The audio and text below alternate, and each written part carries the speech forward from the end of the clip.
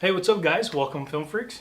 A show for film, fun, and all things entertainment. I'm Jesse Galan. And I am Abi Flores. And today we're talking about John Wick 2. Yes, the boogeyman himself, and man, did he show up. So let's get into this awesome movie.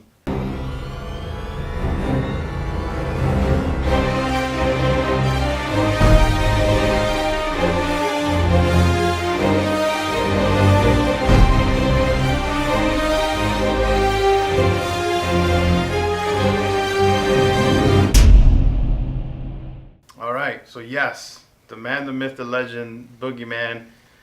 I think it was amazing setup. Like once you watch John Wick Chapter 2, everything that happened in John Wick Chapter 1, you see why everybody is scared of this man. Holy crap! I mean, like the first movie, he's definitely getting his bearings back into the into the whole game. Part 2.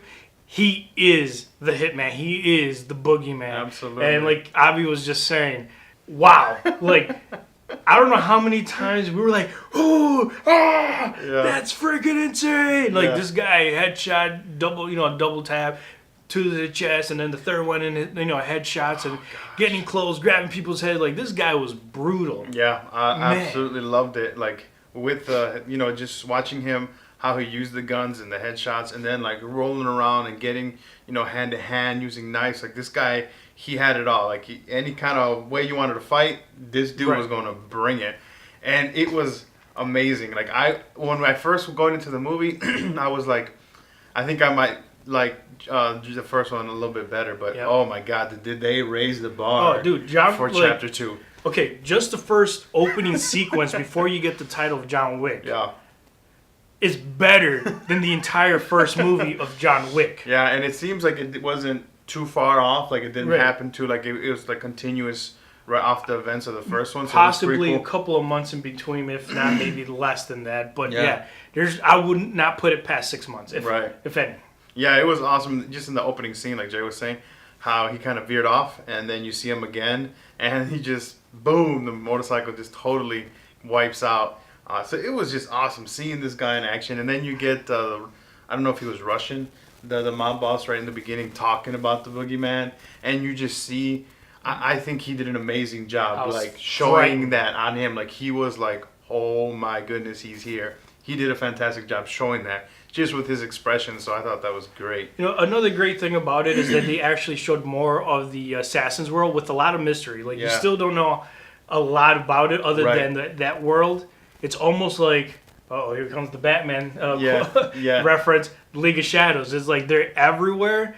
Everybody's somehow connected, and it's just amazing how the community of the assassins have almost taken over the world. Like it's almost like everybody's an assassin. Right. There was tons of them, and I mean, really, they showed how John Wick is top notch when it comes to this. Right. Like when he put out the I forgot what the word was, the hit for him, and there was $7 million, and people were just coming after him, and that's when you really got to see this guy like in action, like just taking people out one after another. Like I loved how they in the beginning where they set it up with the I think he was Russian, talking about the pencil, talking about the pencil, and then that scene comes with the two Asians. And let's not even ruin it. Just go watch it if you haven't checked it out. I don't know, just everything. Like we can go on praising the hell out of this movie because that's how amazing this is. Right. But what I really like about the film is even in the first one they talked about how sheer willpower. This guy, he was just like nonstop. He is the boogeyman. Like this guy, he is the definition of willpower because this guy gets brutally abused. Like getting hit with obviously wearing bulletproof vest or anything, but it still hurts. Getting shot all kinds of directions, getting stabbed, getting punched, getting hit by like 6-7 cars in a car. He's just, and you can see his body as the movie progresses, how purple and black and blue and just how progressively hurt he's getting, and yet he's somehow limping his way, because that's what he's doing. He's just limping. Yeah. By the time you get to the end. That was one of the good things, really good things about the first one about him, where he wasn't invincible. Right. You know, he was like, yes, people were hitting him and shooting him, and they did a great job of that in the first one, and then even more so in this one, where they showed him without his shirt and all the bruises and the bleeding and the cuts. So it's cool that, I mean, although this guy, he is like master assassin fighter, whatever you want to call him, but he does get beat up too. But right. You know, he just pushes right through that. Like, my favorite, I guess, sequence was him and Common. Like that first fight there, the whole fight overall. But their fight was really, really good. Intense. Yes, Holy it was crap. guns, it was knives, it was fist fighting, and even when it went into the train, like everything about their fight, like it was just so beautifully done, and I loved it. And going off of that, I just this movie really shows how dedicated Keanu Reeves was in his role, because tactically, the way he maneuvered, the way he held the gun, the way how he, just every little inch action, really well thought out. And how he checks his bullets, even like he shoots a couple of times, it's not perfect, like he knows exactly, go check, click, go boom boom, double check, make sure that it's running, like as he's shooting, killing people and doing all these things and going in between rooms and clearing out rooms.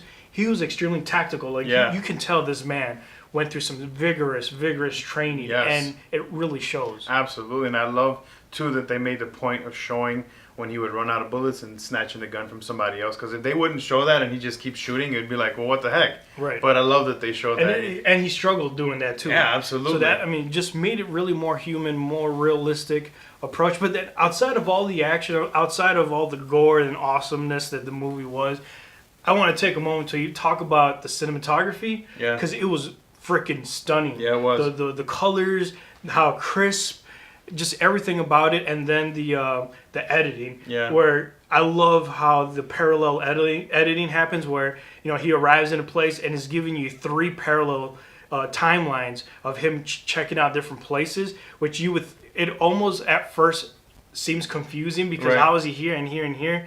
But then just the way it balances out, that it gives you a lot of information, almost like a montage, but not necessarily a full montage. Right. It's like condensed with perfect amount of information with the scene, how it's what's the word that I'm looking for? The way that the scene is dressed with all the props. The direct dialogue that was said in each scene really was on point. Right. They didn't waste any time, which I really appreciate the movie. Yeah, and it's cool how you get a balance of this whole group of assassins that are worldwide, and they're brutal. Like these guys are just balls to the wall, like any means necessary, I'm gonna kill you. But they have huge respect to the rules that they have. So I think it's so cool that they completely balance that out, and it works. Right. It's not like, oh my god, that's like really. But I love that they can totally, in this world of the Continental and just the assassins themselves, like there's these rules when it comes to the markers, when it comes to the hotel, that they completely abide by, and there's consequences. And then at the same time, but it's like, hey, when it's time to get the job done, hey, we're doing whatever it takes to get it done. Right. So it's just, again, it just really makes it that much more interesting. Right. We still don't know how this organization, how this world came about, which I want to know because I'm so intrigued with it, but it's not really necessary. Exactly. And that's what adds to the lore of this world. So it's kind of a bittersweet. Like, I want more, but at the same time, I can accept the mystery. Exactly. And so this movie, and for both of them, is really John Wick trying to get out. Like he's trying to get out of this world, but they keep dragging him back, and they're like thrusting him back into it. And it's almost like it's his own fault. Like every time he tries to get out, it's almost like he intentionally, if that's even possible, to intentionally put yourself in a situation where you can get out. It's like he's at the end of this movie, he does one thing that causes him to stay. Right. And then now in this, without ruining anything, he puts himself in another situation for a possible John Wick 3. Yeah, no, I definitely think it's going to be a John Wick 3. They ended it with basically the setup for the premise of what John Wick 3 would be about. And it looks like there's gonna.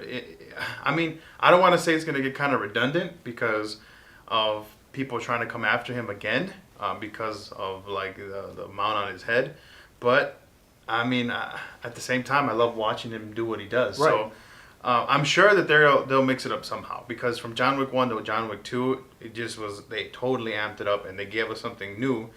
But we'll see. I'm excited to see where they would go with it because I'm loving this franchise. 1 and 2 was amazing. But I think if they go anything past 3, I think it would be too much. Like, right. I think after 3, they really should be done. But I love this film. This film was amazing. The action, man, and I've heard a lot of people say that like The Raid and The Raid 2 is like the best action sequences, and I have yet to see those. But that I've watched, like John Wick definitely takes the cake. When it comes to kung fu and all that stuff, the choreograph is amazing for The Raid. But this is so unique because I love kung fu movies and it's great, and it's you get all these karate action sequences and it's fantastic, but you get a mix of every aspect of a hitman, tactical, and all this stuff. So to me, I feel like with the story, it tops it off. And that's my personal, opinion on that. I really fell in love with this movie. Like, absolutely, I want to give it a perfect score just because performance, visuals, just everything about this film. I can't find a complaint. All right, yeah. So everything was just beautifully done. Loved everything about it. So then let's just jump right into our scores. We talked so much about this movie because we just absolutely loved it. So yeah, let's start with visuals. I'm going to give it a perfect score for the visuals because I really enjoyed the action sequences and just the car scene where he gets thrown off of the car after that car accident. How amazing! And I don't know how they did it. It was like him rolling out of the way. Just everything about that sequence alone. Yeah. Just great. Yeah. Just amazing. I agree. And there wasn't a lot of shaky camera in the movie. Like there was a little bit of it, and if there was more, I totally didn't even notice They used it well. Yeah, they used it well. So I agree. Like everything, I love his look. He's just so sharp. And everybody else, like everybody's so sharp. Like these assassins are like classy, and I love it. Everything about it. It was great. I agree, man. 5 out of 5 for me with the visuals. Right on. So performances. Oh, I can't even argue with performances. We got the Matrix redone all over again with Fishburne. Just everybody. And Common did a fantastic job. How awesome would it have been if the mute chick was Trinity from the Matrix? That would have been great. That sequence where it's like, I was like, what was it where you said he was like the Oracle? Oh yeah, he's like, so what brought you to me? And he's like, the Oracle. That would have been great. So performance is perfect. Yeah, I loved. I was gonna call him Morpheus. Everybody at the theater was calling him Morpheus. What's his name? Fishburne. Yeah, Lawrence Fishburne. His performance was great. I loved like his.